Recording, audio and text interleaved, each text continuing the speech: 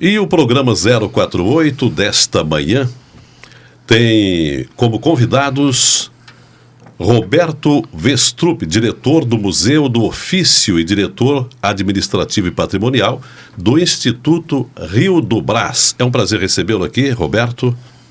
Boa tarde, senhor Salvador. É um prazer enorme também comparecer ao seu programa. Eu tenho também a presença do presidente do Instituto Rio do Brás, o senhor José Luiz Sardá. Olá, Salvador. Satisfação estar aqui na Rádio Desk. Um abraço a todos os ouvintes. Estamos aqui prontos, firmes, para contar um pouco do Instituto SOS Rio do Brás. Presente também nesta conversa o representante do Conselho Fiscal do Instituto Rio do Brás, senhor Cláudio Mafra. Muito obrigado, senhor Salvador, pela oportunidade. Quero agradecer também aqui ao colega Beto e ao colega Sardá, e aos ouvintes. Muito obrigado. Bom, o Cláudio também é representante do coletivo catarinense dos motoboys, rapaziada que às vezes comete umas gafes por aí, né? Mas que resolve muito problema no atendimento às pessoas a qualquer hora do dia ou da noite, né? É verdade, é verdade. Para mim é um prazer também enorme poder representar a categoria dos motoboys, né? Eu sou motoboy há 25 anos. De alguma forma também a gente fez a roda da economia girar no momento mais difícil da economia do Brasil, né? Que foi aí a pandemia. Nós tivemos, presente aí, fomos realidade também, muitos comerciantes que não faziam delivery, né? Mantinham só apenas as suas lojas abertas, elas tiveram a oportunidade também de fazer, parte junto conosco aí da roda da economia, fazer com que ela girasse, né? Muito bem. José Luiz Sardá, geógrafo e presidente do Instituto Rio do Brás. Para começar, o que é o Rio do Brás? Onde é que fica o Rio do Brás e por que este movimento em torno desse rio? Olha, Salvador, falar em Rio do Brás remete a gente falar um pouco o contexto dessa história. Eu sou nativo morador de Canasvieiras, geógrafo por formação, historiador por paixão, sempre falo isso. E desde 2015, vendo a degradação no Rio, notadamente no Rio do Brás, e todo aquele contexto, Rio Papaquara, Rio Ratones, Rio Veríssimo, lá na Barra de Sambaqui, enfim, me causou estranheza e preocupação. Então, juntamente com os pescadores da comunidade, nós decidimos criar no grupo público o movimento SOS Rio do Brás. Este movimento ele perdurou por 7 anos. Nós apresentávamos os problemas, as soluções, enfim, mas infelizmente a nossa voz não era ouvida a contento. Diante disso, ano passado, em 2022, juntamente com amigos pescadores da comunidade e um grupo multidisciplinar, pessoas com formação de causa, de conhecimento, principalmente na área do meio ambiente, fundamos o Instituto SOS Rio do Brás. Ou seja, nós transformamos o Rio do Brás num sujeito jurídico. Mas sempre é bom ressaltar de que o nosso estatuto ele é muito bem claro. O nome ficou Rio do Brás pelo contexto histórico deste movimento que nós criamos. Quem era o Brás? O Brás se comenta em Canasvieiras que era um morador nativo dali da região, né? Sempre atuante lá no início da década 10, 20, e ali ficou o nome dele. Aliás, nisso também Virgílio Várzea, nosso filho ilustre de Canasvieiras, nos seus escritos, sempre falou, enalteceu a grandeza de que era o Rio do Brás. Não só o Rio do Brás, mas todo aquele ambiente, né? Então, nós transformamos num sujeito jurídico. O Rio do Brás, ele trabalha com todos os ecossistemas da ilha de Santa Catarina. Onde é que nasce o Rio do Brás? O Rio do Brás, ele tem uma nascente do próprio lençol freático, certo? Da região ali. Da região. E dos canais lindeiros ao Papaquara. Então, ele nasce, ele tem a água que vem lá da Cachoeira do Bom Jesus, dos canais de drenagem do próprio Papaquara, enfim, mas ele tem esse problema também. E quais são as comunidades que são abrangidas pelo Rio do Brás? O Rio do Brás, ele tem essa abrangência ali na região do Sapiens Park, naquele distrito, né? Região da Cachoeira do Bom Jesus, Canasvieiras, e também de forma direta influencia lá na Lagoa das Docas, em Ponta das Canas, região da Cachoeira do Bom Jesus, inclusive em momentos e épocas de chuva, causa transtorno para aquelas comunidades. E mais à frente a gente vai falar um pouco também o que causou a grande quantidade de poluição no Rio do Brás, e da qual nós, do Instituto Rio do Brás, tentamos mitigar esse problema, apresentando soluções na forma de a gente poder resolver esse grave problema. Bom, para existir o Instituto SOS Rio do Brás é porque realmente o Rio estava precisando de ajuda, e ajuda não urgente, mas sim emergencial. O que levou então vocês a iniciarem esse movimento?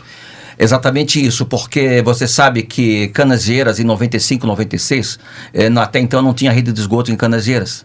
E depois, com essa demanda populacional de pessoas que vinham de outras regiões do estado de Santa Catarina, de outros estados do Rio Grande do Sul, notadamente, e Paraná, Canasvieiras começou a crescer muito, não só Canasvieiras, toda aquela região. E os problemas de saneamento começaram a aparecer. A Casan, até o momento, ela tinha condições de dar conta dessa situação. Mas depois que foi feita a estação de esgoto em Canasvieiras, nesse ano de 95, 96, e foi feita a rede coletora de tratamento em Canasvieiras, ao longo desses 40 anos, Salvador, eu falo muito disso, toda a região norte da ilha, ela teve um problema assim de um crescimento desordenado, faltou planejamento por parte dos gestores públicos, e isso ocasionou um grave problema ambiental. Então hoje nós temos praticamente todos os rios, os ambientes hídricos daquela região, incluindo até a região lá dos ingleses, com o rio Capivari, problema sério de saneamento, da falta de qualidade boa da água dos rios, e isso acarreta principalmente no problema da balneabilidade das nossas praias da Bahia, lá de Canasvieiras, notadamente falando. Bom, e nós temos aí também na região um problema que, se verificado com mais profundidade, vai ser muito mais ainda importante do que a própria poluição das águas da praia, que são os aquíferos da região que podem ser, inclusive, poluídos por situações como essa da falta de saneamento. Nós temos hoje em Florianópolis, se não me foge a memória, pouco mais da metade, eu acho que nem 60% da ilha ou do município saneado, né, com o esgotamento adequado. Como é que então vai se resolver um problema se na própria região ali vocês enfrentam situações como aconteceu no verão passado? Exatamente isso. Nós, do Instituto Rio do Brás, nós fizemos uma certa crítica, porque nós buscamos parceiros, nós estamos ali para colaborar. Mas esse modelo de gestão que hoje a Casan emprega, para mim, ele já está obsoleto, ele precisa ser melhorado. Então, é verdade que nós não temos só um problema de saneamento, mas também com uma crise hídrica que se aproxima. Você sabe que nós temos o aquífero nos ingleses, que abastece toda a região norte da ilha. Perfeito? E também nós temos o abastecimento na parte central de Florianópolis e no continente, que são lá do Rio Pilões, que vem aqui para a nossa região. E no sul da ilha de Santa Catarina, é exatamente ali a Lagoa do Peri. Então, a Casan precisa também investir muito na questão de água. E a qualidade da água pode estar comprometida em razão dessa ocupação desordenada que aconteceu ao longo de 40 anos. Hoje o novo modelo de plano diretor está instalado aí. É importante que isso também seja muito cuidado e trabalhado para que a coisa não venha cair assim na vala comum, digamos, né, literalmente falando. Então a nossa preocupação do Instituto Rio do Brás é essa mensagem. Principalmente de levar também a consciência ambiental da importância da preservação dos nossos mananciais, dos nossos ambientes hídricos, notadamente dos nossos rios e lagoas. Bom, nós temos aqui em Florianópolis, especificamente na ilha, tudo muito limitado, né? Você falou da água, nós temos o próprio espaço, né? É limitado. A ilha tem um espaço e esse espaço é findo. E todo espaço que é limitado, ele tem também uma condicionante para que um determinado número de pessoas possam conviver naquele ambiente. Hoje Florianópolis tem aproximadamente 600 mil pessoas residindo. Com essa mudança do plano diretor, com essas alterações, há uma possibilidade de que essa população aumente e muito mais nos bairros. Vestrup, como é que você vê essas alterações? Seu Salvador, isso é preocupante na medida que, como o senhor próprio falou, o saneamento básico não é abrangido por todas as áreas dessas comunidades. Então, deve ser feito um estudo que deve ser incluído no próprio plano diretor. Como abranger toda essa população que vai aumentar? Tendo em vista que o plano diretor, ele abrange o aumento de andares possíveis para as construções. Isso acarreta em maior número de habitantes. Então, é prioridade da gestão pública prestar atenção para como a rede de saneamento vai comportar todo esse crescimento populacional. E você, o que é que me diz? Olha, é exatamente o que eu tenho falado, né? A nossa região, para ter uma ideia, vamos falar lá do ingleses, por exemplo, tá? Você sabe que dados reais mostram que aquela região é a que mais cresceu em Santa Catarina nos últimos 10 anos, 15 anos. É uma loucura, tá? É uma demanda populacional exponencial incrível. E isso acarreta, sim, esse problema de saneamento. Então, eu volto a dizer, a Casan precisa, na verdade, melhorar o seu modelo de gestão, tá? Fazer pequenas estações de tratamento de esgoto espalhadas pelos bairros da cidade de Florianópolis, tá? São questões aí que estão em curso, né? Como um questionamento hoje que fala dos emissários, em discussão, mas eu acho que nós precisamos tratar, na verdade, primeiro, os nossos rios poluídos, as nossas lagoas poluídas. Então, você tem que investir em saneamento, claro que sim, em rede de esgoto, mas vamos cuidar primeiro do que já está prejudicado. Então eu vejo assim, muito recurso sendo disponibilizado, lógico, para fazer saneamento, mas não estão se preocupando com o rio poluído. Nós estamos agora... Nesse caso aí, seria adequado preparar este ambiente com saneamento no que está mais perto desses rios, para começar. Exatamente, é que eu sempre... O que desemboca nesse rio que tem que ser priorizado nestes rios, né? Perfeito. Por exemplo, nós temos o programa Se Liga na Rede aqui em Florianópolis, né? Mas eu sempre digo, já está 5, 6 anos esse programa e nunca se resolve o problema. Entendeu? É uma coisa assim de estarrecer, porque nós temos os problemas, mas todo ano, por exemplo, em época de temporada de verão, você sabe que o Rio do Brás virou um ícone de referência de questionamento. Por quê? Porque em 2018, Salvador, um ano antes de fazer o engordamento da praia de Canaseiras, a prefeitura foi ali e fechou definitivamente a foz do Rio do Brás. O Rio do Brás, todo o rio quer correr para o mar. Isso é natural. E o Rio do Brás foi obstruído. E desde 2018 até hoje, aquela foz está fechada. E ano passado, em 2022, e quando esse rio ficou fechado, Salvador, começou a aparecer as plantas macrófitas, as conhecidas plantas macrófitas, um sinal biológico de que há muita concentração de fósforo e nitrogênio, e dificultando a penetração de oxigênio. E isso ocasionou certos problemas. E nós, do Instituto Rio do Brás, já alertava para a Casan, para a Prefeitura, está na hora de fazer a limpeza das plantas macrófitas. As plantas macrófitas, para o entendimento de todos, ela é benéfica para um ambiente hídrico, mas desde que ela fique por pouco tempo.